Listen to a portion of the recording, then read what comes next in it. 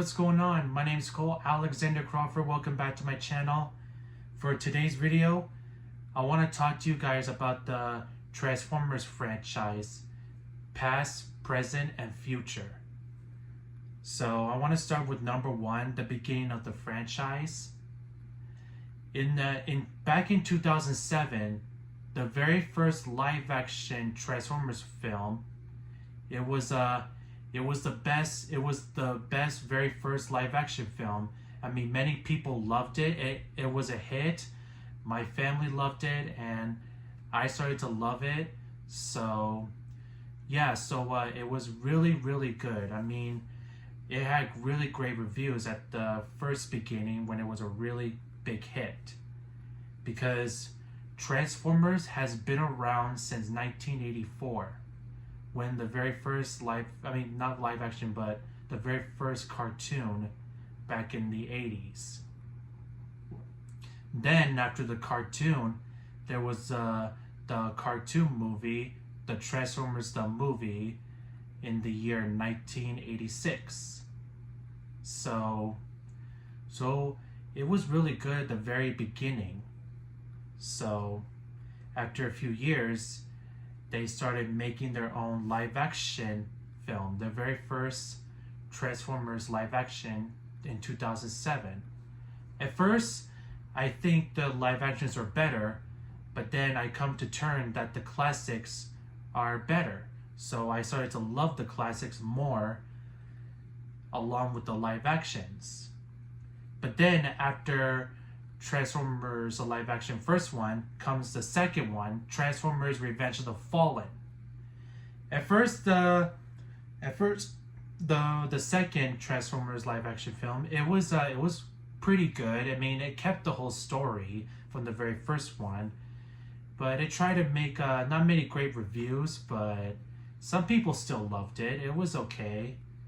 I mean, it was different from the very first one, but it's still a sequel.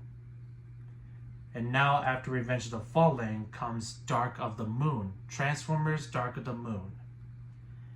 At first, it was not doing so well. I mean, it didn't show much from the Revenge of the Fallen film much. Some people think it wasn't that good because it didn't show much, but I think it was pretty good. I still enjoyed it. It was different. And now, Transformers Age of Extinction. Transformers Age of Extinction showed back from Dark of the Moon during the battle in Chicago, but then changed it up when the Autobots are being hunted by humans and Lockdown. So they said it wasn't doing so good, but it still keep getting hits from the box office pretty much, sort of. So not many people loved it, but it was a little interesting for some people. And now Transformers The Last Knight. So it was another sequel from the very last 4 films, and not many people say it wasn't that good because it didn't do so good, because it wasn't doing so good because it didn't kept up from the last franchise's films. I mean, from the last 4 films, but it was still good in my eyes, and it was so good in some people's eyes, but not a lot of people didn't loved it.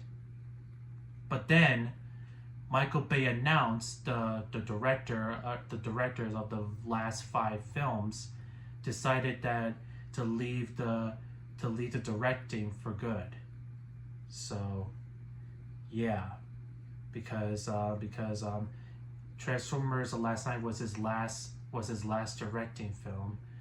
And I was really disappointed at first because I love Transformers. I loved it since I first started to be engaged with it. So yeah, because the franchise was starting to go a little bit downhill, just a little bit. Maybe a lot. Well, I want to say little, but many of you guys say a lot. All right, number 2, a fresh start.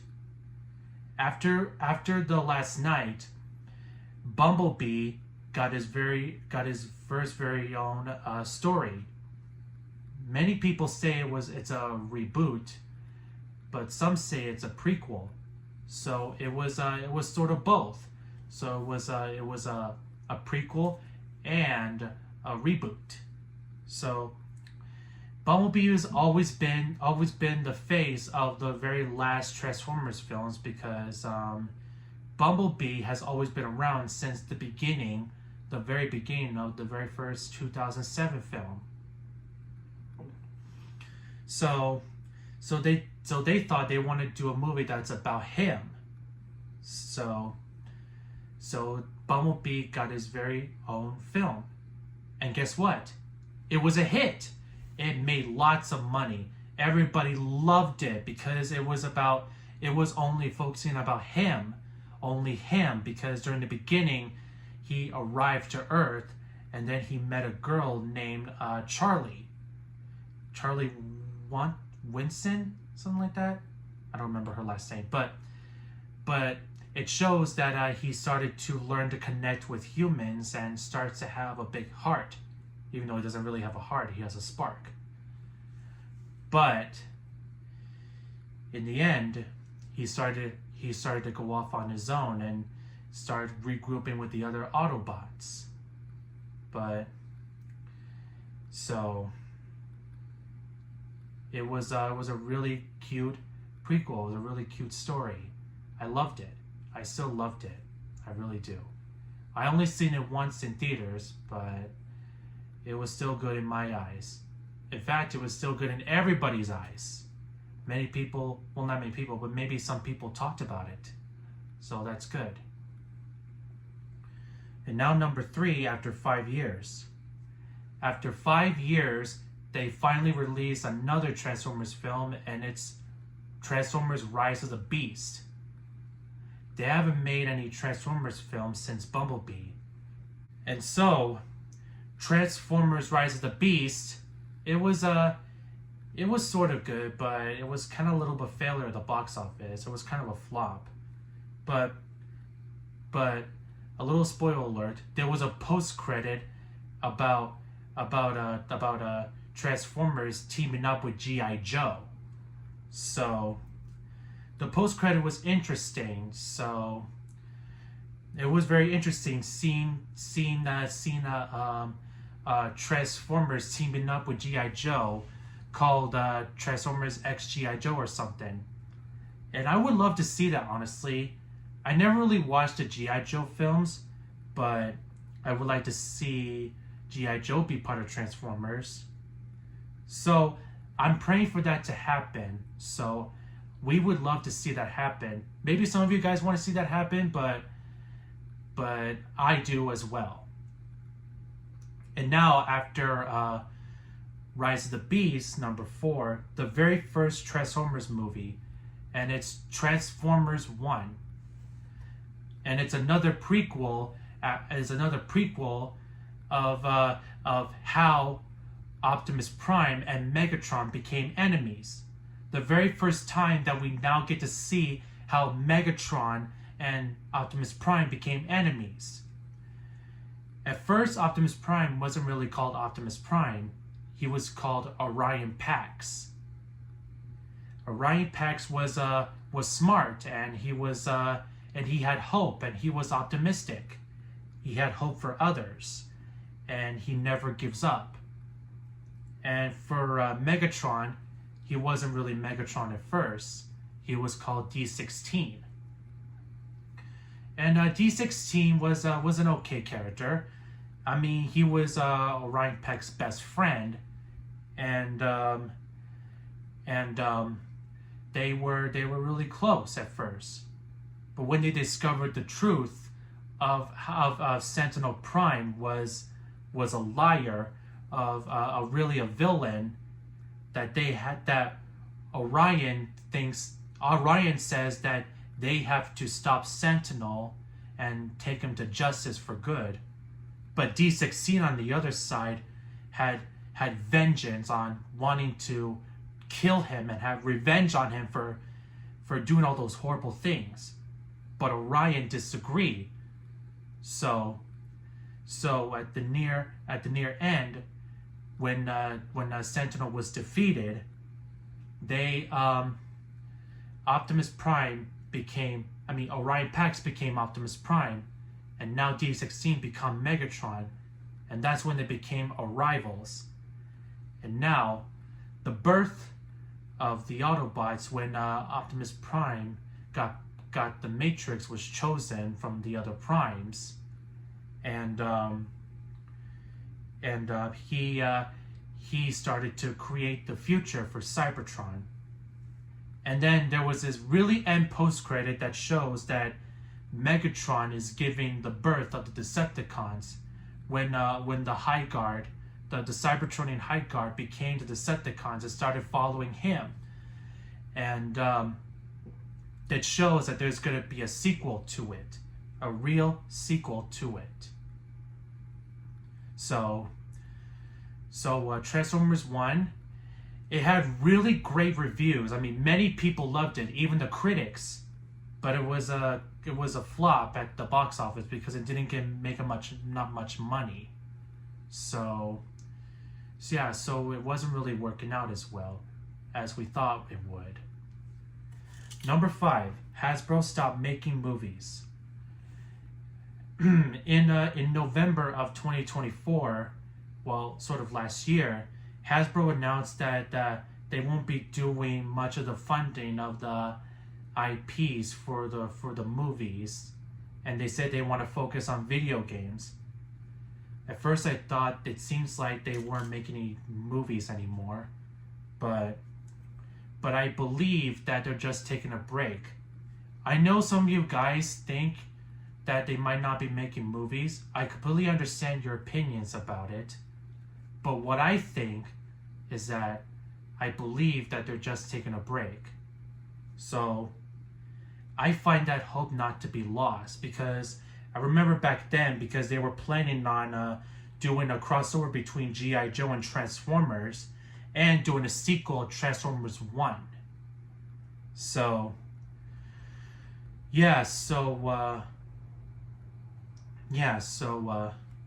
You guys may think that might not gonna happen. I completely understand your feeling, but I feel that it will happen in the future, because I pray to God every day for the franchise to stay strong and to stay fresh, and more movies to come in the future. So it's what I've been doing every day of my life, because whenever I feel stress and worry about the sequel dying, I pray to God to help me stay cool and still have backup, and pray to God to help Paramount and Hasbro keep the franchises going and keep making movies. Number 6, the future of the franchise. And now I heard that the director of the Transformers 1, also known as the director of Toy Story 4, has announced that Hasbro has confirmed, considerably no plans for the Transformers 1 sequel. At first, I kind of believed that at first, but when I think about it from my head, I don't think that Transformers 1 sequel is canceled. Just because when they had no plans doesn't mean it's canceled. So I believe that there will be still hope for the franchise to happen, because it deserves a sequel, and we all want to know what happens after when Megatron and Optimus Prime became enemies. Because remember the post-credit that shows that Megatron is becoming the leader of the Decepticons, the birth of the Decepticons. You all may think that hope is lost, but what I think, hope is getting stronger. So I'm saying that we all must not give up hope. We all must keep cool in our heads and keep our heads together. Because I believe in the power of prayer, we can keep the franchise alive and keep our fingers crossed for the sequel of Transformers 1 to still happen. And if Transformers 1 goes well on the streaming, we will get the sequel to happen. So I'm counting you guys to keep our hopes up. Well, not keep our hopes up, but keep our fingers crossed and pray to God that we will see more in the future. So we all must be together, because as Optimus Prime said, that we all are one. Together we're one. And we must pray, we must have hope and faith, and for the franchise to stay alive. So, fingers crossed, guys. Fingers crossed. We must not think hopes may be lost. Maybe some of you guys may think that, but I believe that the sequel will happen eventually, no matter how long it takes. So, yes. And also, for the voice actors, for the best voice actors of Optimus Prime and Megatron, Peter Cullen and Frank Welker. We must keep our fingers crossed that they will never be replaced from their characters, because they've always been the best characters voicing since 1987. So, pray to God for the franchise and for our favorite best voice actors to never be replaced. So, keep our hopes and never doubt, and never let our negativity get the best of us. So, thank you guys for watching this video. Give me a thumbs up if you liked it, and subscribe for more videos. And as always, I'll see you guys next time. And also, Happy Father's Day! And I wish you the best, guys. And again, keep our hope. Never give up. Till all are one. Bye!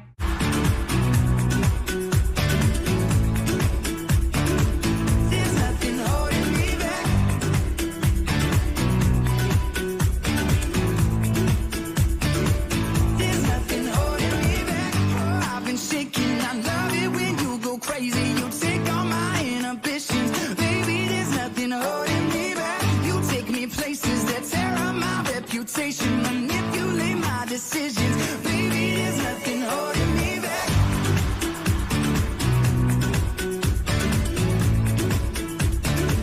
There's nothing holding me back.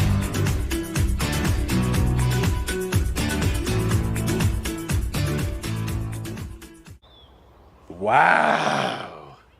Let's do that again. No!